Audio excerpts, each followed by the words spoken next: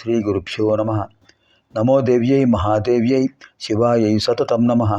నమః ప్రకృత్యై భద్రాయై నియతా ప్రణతాస్మతాం. అర్చనకాలే రూపగత, సంస్తుతికాలే శబ్దగత, చింతనకాలే ప్రాణగత, తత్వవిచారే సర్వగత. జ్ఞానానందమయం దేవం నిర్మలస్ఫటికాకృతిం ఆధారం సర్వవిద్యానాం హయగ్రీవముపాస్మహే. అచతుర్వదనో బ్రహ్మ ద్విబాహురపరో హరి అఫాలలోచన శంభు భగవాన్ బాదరాయణ. ఓం ఐం హ్రీం శ్రీం శ్రీమాత్రే నమ. ఓం ఐం హ్రీం శ్రీం శ్రీమాత్రే నమ. ఓం ఐం హ్రీం శ్రీం శ్రీమాత్రే నమ. ఓం ఐం హ్రీం శ్రీం శ్రీమాత్రే నమ. ఓం ఐం హ్రీం శ్రీం శ్రీమాత్రే నమ. ఓం ఐం హ్రీం శ్రీం శ్రీమాత్రే నమ. ఓం ఐం హ్రీం శ్రీం శ్రీమాత్రే నమ. ఓం ఐం హ్రీం శ్రీం శ్రీమాత్రే నమ. ఓం ఐం హ్రీం శ్రీం శ్రీమాత్రే నమ. ఓం ఐం హ్రీం శ్రీం శ్రీమాత్రే నమ. ఓం ఐం హ్రీం శ్రీం శ్రీమాత్రే నమ. ఇప్పుడు మనం 155వ శ్లోకంలో ప్రవేశిస్తున్నాం. బ్రహ్మాణి బ్రహ్మజననీ బహురూప బుధార్చిత ప్రసవిత్రీ ప్రచండాజ్ఞా ప్రతిష్ఠ ప్రకటాకృతి. బ్రహ్మాణి ప్రథమం, బ్రహ్మజననీ ద్వితీయం, బహురూప తృతీయం, బుధార్చిత చతుర్థం, ప్రసవిద్రీ పంచమం, ప్రచండ షష్ఠం, ఆజ్ఞా సప్తమం, ప్రతిష్ఠ అష్టమం, ప్రకటాకృతి నవమం. ఇక్కడ పాఠాంతరాల్లో బ్రహ్మ జనని వైవిధ్యంగా ఇచ్చారు కనుక అప్పుడు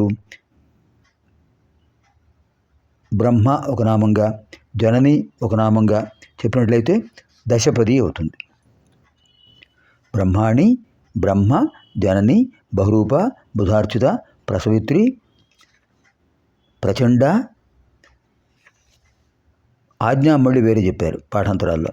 బ్రహ్మాణి బ్రహ్మ జనని బహురూప బుధార్చిత ప్రసవిద్రి ప్రచండ ఆజ్ఞా ప్రతిష్ఠ ప్రకటాకృతి దశపది అయం శ్లోక. బ్రహ్మాణి బ్రహ్మణః పత్ని బ్రహ్మాణి. బ్రహ్మణ పత్ని నామక జ్ఞానశక్తి స్వరూపిణి. బ్రహ్మదేవుడి యొక్క పత్ని ఎవరండి? జ్ఞాన సరస్వతీదేవి. ఆ అమ్మవారు కూడా అమ్మవారి రూపమే. లలితాప్రభట్టారి యొక్క మరో అంశ జ్ఞానస్వరూపిణి బ్రహ్మ. మరి చతుర్ముఖ ఇక్కడ బ్రహ్మ అంటే నిరాకార పరబ్రహ్మ. ఇక్కడ ఒక విషయం గమనించాలి. బ్రహ్మ దీర్ఘం లేకపోతే నిరాకార పరబ్రహ్మ. బ్రహ్మ దీర్ఘం అంటే చతుర్ముఖ బ్రహ్మ సృష్టికర్త. ఇక్కడ ఏం చెప్పారు? బ్రహ్మ బ్రహ్మాణి బ్రహ్మ జనని నామ నిరాకార స్వరూపిణి, నిరాకార పరబ్రహ్మస్వరూపిణి ఇత్యర్థ. జనని జననం కరోతీతి జనని, జననం దదాతీతి జనని. పుట్టుకనిస్తుంది చరాచర జీవులకు, చరాచర జీవులను సృష్టిస్తారు, వాటిని ఆవిర్భవింపజేస్తారు, అవ్యక్త స్థితి నుంచి వ్యక్త స్థితికి తీసుకువస్తారు. అమ్మవారిలో లయమైపోయి ఐక్యమై ఉన్నప్పుడు ఏవి కనిపించవు. తర్వాత అమ్మవారు ఒక్కసారి సంకల్పిస్తే ఒక్కొక్క రూపం బయటకు వస్తుంది, ఒక్కొక్క జీవి అలా బయటకు వస్తుంది. అంచేత అద్భుతమైనటువంటి నామం ఇది. జనని జన్మనిస్తారు, చరాచర జీవులకు జన్మనిచ్చే జగన్మాత. బహురూప బహురూప ఎన్ని రూపాలు ఉంటాయి అమ్మవారికి? ఎన్ని రూపాలు ఉన్నాయండి? యాదేవి సర్వభూతేషు ఆత్మరూపేణ సంస్థిత, యాదేవి సర్వభూతేషు క్షుధారూపేణ సంస్థిత, యాదేవి సర్వభూతేషు లజ్జారూపేణ సంస్థిత. అన్ని రూపాలు అమ్మవారువే. బహురూప అమ్మవారు అనుకున్నారట. ఏకోహం బహుశ్యాం, నేను అనేక రూపాలు పొందాలి అనుకున్నారట. అవే బహురూపాలు. నవదుర్గలు, సప్తమాతృగలు, ఇచ్ఛాశక్తి, జ్ఞానశక్తి, క్రియాశక్తి, భైరవి, ఆనంద భైరవి, కాళీ, అన్ని రూపాలు అమ్మవారివే. బహురూప బుధార్చిత బుధై అచ్యుత బుధార్చిత. బుధ నామ జ్ఞాని. బుధ నామ జ్ఞాని. జ్ఞానిభిః సమర్చిత, జ్ఞానిభిః అర్చిత, బుధార్చిత. బుధుల చేత అర్చించబడుతున్నారు, పూజించబడుతున్నారు. అంటే ఎవరంటే బుధులు? పండితులు, జ్ఞానులు.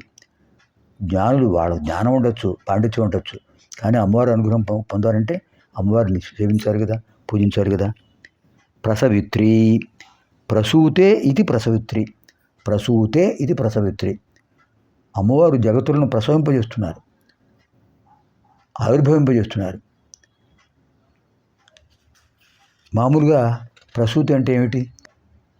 మాతృస్వరూపిణి జనని, కన్న తల్లి శిశువుకు జన్మనిస్తోంది, ప్రసవిస్తోంది. కానీ ఇక్కడ అమ్మ జగన్మాత భూలోక, భువర్లోక, స్వర్లోక, మహర్లోక, జనలోక, తపోలోక, సత్యలోకాలు, అతల, వితల, సుతల, తలాతల, రసాతల, మహాతల, పాతాళాలు, చతుర్దశ భువనాలకు జన్మనిచ్చారు. చేత అద్భుతమైన నామం ప్రసవిత్రి. తర్వాత ఏం చెప్పారు? ప్రచండ. ప్రచండ. ప్రచండ. చండం నామ తీక్ష్ణత, అద్భుతమైన తీక్ష్ణత. మహిషాసుర మర్దినిగా అమ్మవారు ఎంత తీక్ష్ణంగా ఉన్నారంటే అమ్మవారి రూపాన్ని చూసి భయపడి పారిపోయారు రాక్షసుందరు. చెట్టుకొకడు పుట్టకొకడు చల్లా జరిగిపోయారు.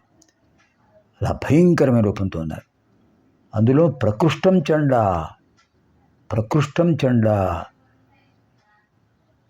పరిపూర్ణమైన చండత్వం అనేది. చండముండాసును సంహరించారు అమ్మవారు. చాముండేశ్వరిగా పేరు ప్రసిద్ధి పొందారు. ప్రచండ స్వరూపిణి. ఆజ్ఞ. ఆజ్ఞ. ఆసమంతాత్ జాయతే, ఆసమంతాత్ జానాతి, ఆసమంతాత్ జానాతీతి ఆజ్ఞ. ఆసమంతాత్ జానాతీతి ఆజ్ఞ. అన్ని విధములుగా సమగ్రంగా తెలుసుకున్నవారు కనుక ఆజ్ఞ. సమస్త జీవులకు అమ్మవారు ఆదేశాలు ఇస్తుంటారు. ఆజ్ఞాచక్రంలో ఉంది. మనం బొట్టు పెట్టుకున్న చోట ఆజ్ఞాచక్రం ఉంటుంది. ఇక్కడ 72,000 నాడులు కేంద్రీకరించి ఉంటాయి. మేధ, జ్ఞానేంద్రియాలు, కర్మేంద్రియాలు అన్నిటి యొక్క నాడీ కేంద్రాలు ఇక్కడ ఉంటాయి.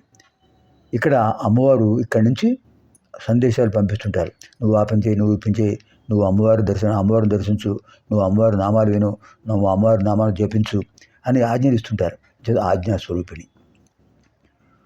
ఇంకా ప్రతిష్ఠ. ప్రకృష్టం తిష్టతీతి ప్రతిష్ఠ. విగ్రహ ప్రతిష్ఠ చేశారంటుంటారు. అంటే మూల విరాటును ప్రతిష్ఠిస్తారు. ఉత్సవ విగ్రహాలు వేరే ఉంటాయి. ఉత్సవ విగ్రహాలు వేరు. శోభాయాత్రకు, ఊరేగింపులకు ఉత్సవ విగ్రహాన్ని తీసుకెళ్తారు. ఎక్కడైనా పూజలు జరిగినా. కానీ మూల విరాట్టును కదిలిస్తారా? కదపరు. ఎందుకని? ప్రకృష్టం తిష్టతి. ప్రకృష్టం తిష్టతి తత్రైవ. ప్రకృష్టం తిష్టతి తత్రైవ. పూర్తిగా సమగ్రంగా అక్కడే ఉంటారు కనుక ప్రతిష్ఠ. ఇక్కడ అమ్మవారు ఎక్కడున్నారు? సర్వేషు హృదయేషు ప్రతిష్ఠ. సర్వాధారాసు ప్రతిష్ఠ. సదసద్రూపిణి రూపధారిణి. 130 శ్లోకం. ఇచ్ఛాశక్తి, జ్ఞానశక్తి, క్రియాశక్తి స్వరూపిణి, సర్వాధార సుప్రతిష్ఠ, సదసద్రూపధారిణి. అందరి హృదయాల్లో సుప్రతిష్ఠితురాలు అమ్మవారు. మన హృదయంలో ఉన్నారు. అందరు మానవేతర జీవుల హృదయాల్లో ఉన్నారు, దేవతల హృదయాల్లో ఉన్నారు. అంచేత ప్రతిష్ఠ, సుప్రతిష్ఠ. ప్రకటాకృతి.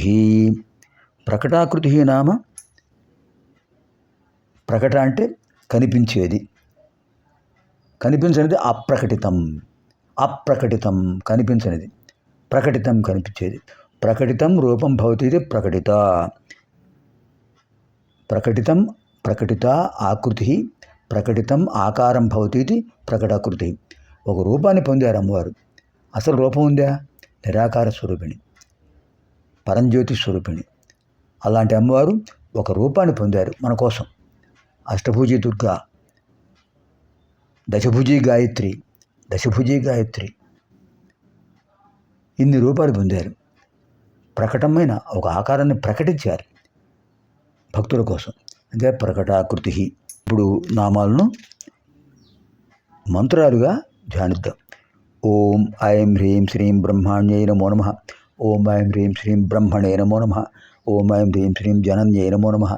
ఓం ఐం హ్రీం శ్రీం బహురూపాయై నమో నమః. ఓం ఐం హ్రీం శ్రీం బుధార్చితాయై నమో నమః. ఓం ఐం హ్రీం శ్రీం ప్రసవిత్ర్యై నమో నమః. ఓం ఐం హ్రీం శ్రీం ప్రచండాయై నమో నమః. ఓం ఐం హ్రీం శ్రీం ఆజ్ఞాయై నమో నమః.